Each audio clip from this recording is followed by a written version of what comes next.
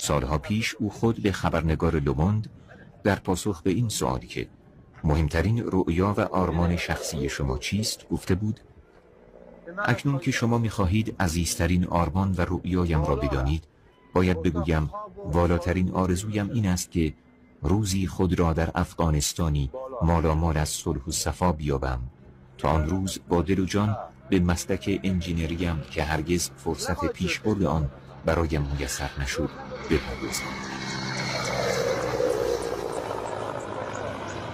من بالا را ایتر میدم. بالا را من میگم که این عزیز به این طرف. این را سالون میگیرم، اتاق نان میگیرم. درست است؟ سالون، اتاق نان این طرف. این را سالون بگیریم و چیز داشته باشه. چنان داره؟ اینی منظره زیبا را ببین.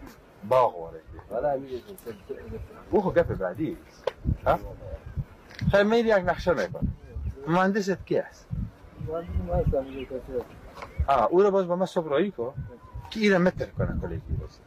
متر کنه نقشه منزل پایین داشته باشه که ما جوتا را سعی کنیم که در کجا جوت پایین که با جوت بالا و پایین و تشنابا در کدام نقطه است که با تشناب سر تشناب جوت سر جوت بیاد. درست است؟ اینی که بالا را یک نقشه زیبایی کنید.